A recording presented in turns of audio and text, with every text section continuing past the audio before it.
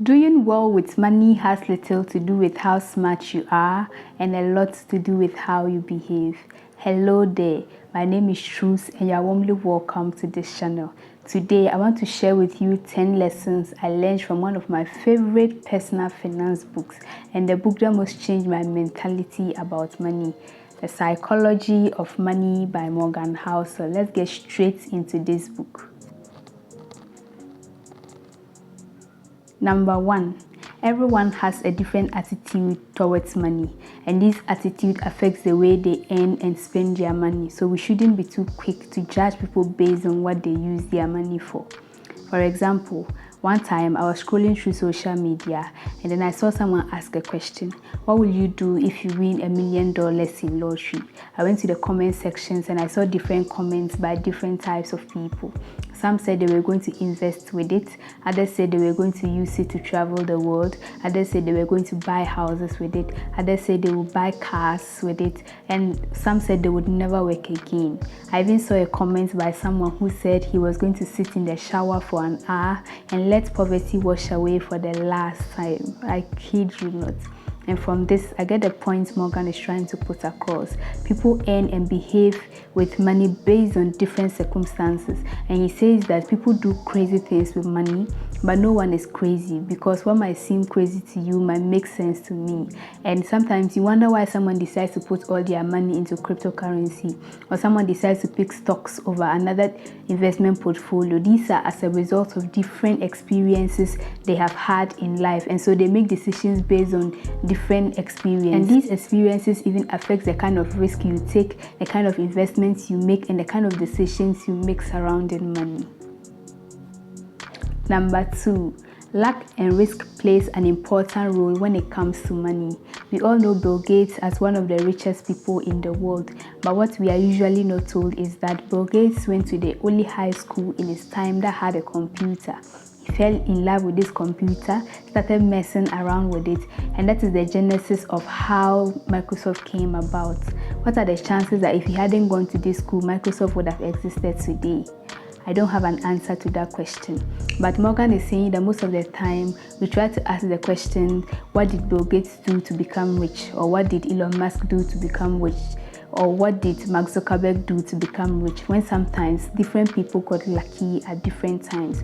And it's very difficult for us to emulate luck. So we should focus less on individuals and more on broader patterns, because most of the time we usually focus on the extremities, the CEOs, the billionaires, and the richest people in the world. Meanwhile, the outcomes were influenced by extreme ends of luck and risk.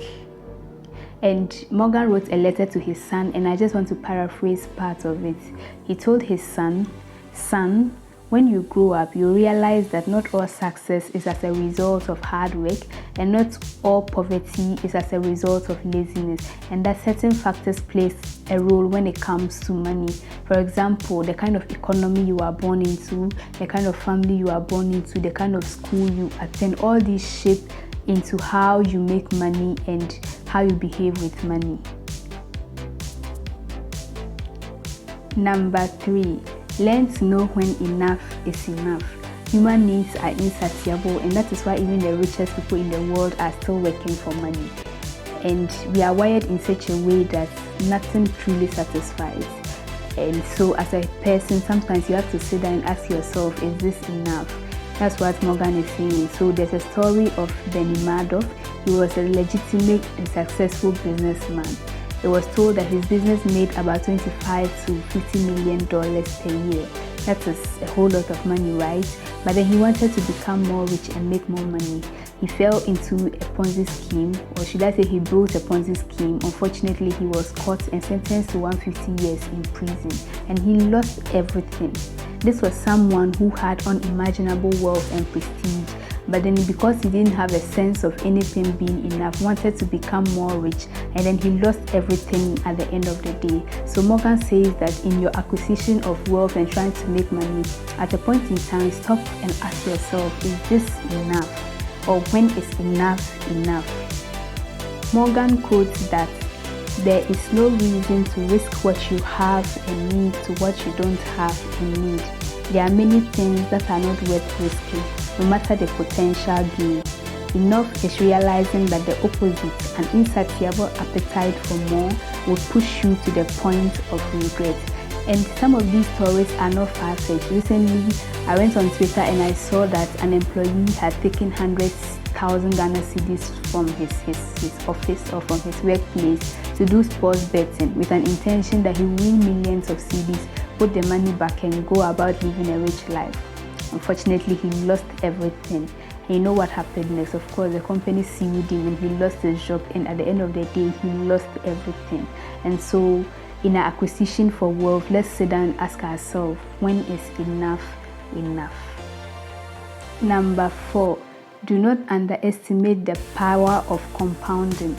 If you put, let's say, 1,000 cedis or $1,000, depending on the currency you use, into an index fund with an annual interest rate of 10%, at the end of the first year, you would have made 1,100 cedis. At the end of the second year, you would have made 1,210 cedis. You might think that what is 200 cedis added to an amount of money I put in an investment in 2 years. But give it time, give it like 10 years or 25 years, and you will see compounding doing the magic for you. I bet Warren Buffett, one of the richest people in the world, is always referred to as the skillful investor of our time.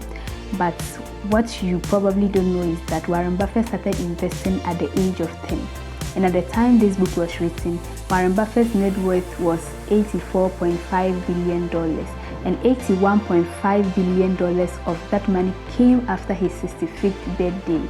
And so Morgan says that people try to decipher how Barry made his money, but his secret is time. He started investing at an early age. And so there's a popular saying that says that the best time you should have started investing was 20 years ago. The next best time is now. Investing is like planting an oak tree. You don't immediately see the results, but give it time and compounding will do the magic for you. Number 5, getting wealthy is different from staying wealthy. Getting money or making money is one thing, and keeping money requires another set of skills. Housel says that getting money requires taking risk, being optimistic, and putting yourself out there. But keeping money requires the opposite of taking risk. It requires humility and fear that what you have made can be taken away just as fast. He says that most people usually focus so much on Warren Buffett and how he made his money, but we should look at what Warren Buffett didn't do. When he puts his money into investments, he has lived through 14 recessions, and he didn't quickly sell his stocks or his shares because the market was crashing. He gave it time and he made his money do the work for him, even times where things were not working out. Number 6, save as much as you can for no reason. Building wealth has little to do with your income or investment returns and lots to do with your savings rate. Morgan says that there are 3 types of people: those who save, those who don't think they can save, and those who think they don't need to save. And he says that most of us grew up with the mentality that savings equals our income minus our expenses. But to him, savings equals our income minus our ego. And this really resonated with me. He said that to be able to save more money, you have to spend less. And to be able to spend less, you have to desire less. And to be able to desire less, you have to care less of what other people think of you.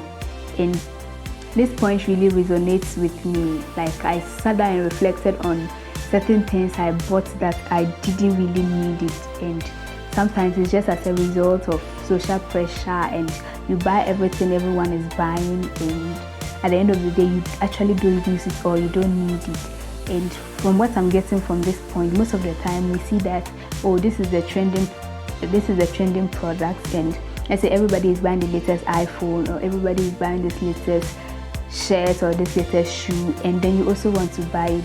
But what we should notice that we all don't earn the same amount of money, or even if you earn the same amount of money as them, you don't have the same financial responsibility. And so if we want to save more money, then we have to care less of what other people think of us. We have to desire less, and we can be able to save as much as we can and use it for our future needs. And so Morgan says that you can build wealth without a high income, but you cannot build wealth without a high savings rate, and I really agree with his points. If you are getting value from this video, don't forget to like and subscribe. Let's continue. Number 7, be less flashy, for no one is impressed with your possessions as you are. And there's a story of a man in car paradox, that if you see a man driving a nice car, you really think, oh, this guy is cool. But what you think is that if I could get a car to drive, people would think I'm really cool. Then again wrote a letter to his son when he was born, and he said, "Son, you might think you want an expensive car, a fancy watch and a huge house, but I'm telling you, you don't. What you want is respect and admiration from other people, and you think having expensive stuff will bring it. It almost never does, especially from the people you want to respect and admire you." And so Morgan says that we should be less flashy, because spending money to show people how much money you have is the fastest way to have less money.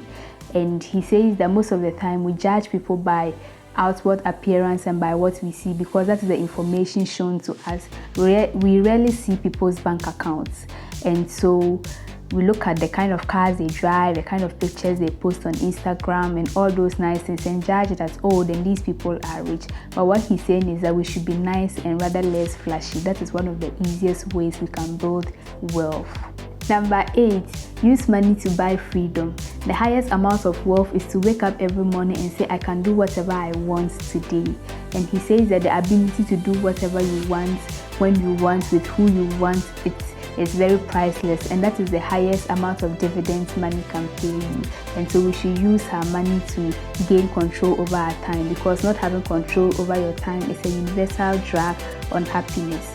With having money, you can decide to retire at any age you want and decide to pursue the things you want to pursue, or the things that really matters to you. This video is getting very long, but now let's look at ways we can protect our money. So number 9, be reasonable rather than rational.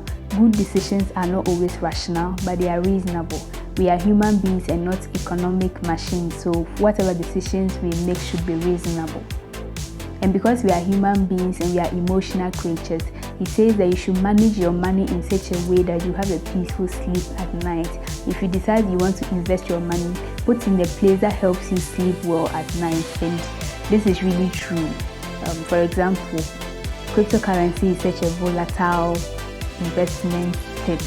And so if you think that putting 20% of your income in crypto will not make you sleep at night, then look for another means or another place to invest your money into. And if you think that putting 70% of your money in crypto will let you sleep at night, then why not go ahead and do it?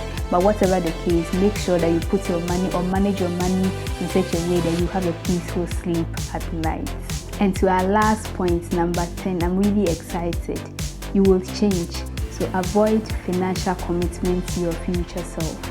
Financial planning is very essential and very important, but the world around us keeps changing, and there's a likelihood that you will change, your plans will change, your career might change, your goals might change, and your desires might change. So we should avoid extreme ends of financial planning. Let me give you examples. So someone might decide today that they wouldn't marry and they don't want to have children, so there's no need to save money towards their children education fund. And maybe 10 years down the line they change and they decide to have children, and they might struggle financially because they didn't make plans, or they decided to plan against that. Or someone might say, I'm still too young, why do I have to start saving or investing towards my retirement? I will start it when I'm at age 40. But what happens when at the age of 35 you are not able to work again? And so he says that because we will change and our desires will change, let's avoid extreme ends of financial planning. Thank you for sticking around with me for the 10 points. Which of these points resonates with you? Leave a comment down below and let me know. Kindly like the video, it goes a long way for other people to see it. Share the video with your friends so that we can all learn financial literacy. Subscribe and I will see you in my other videos to come. Stay safe. Bye bye.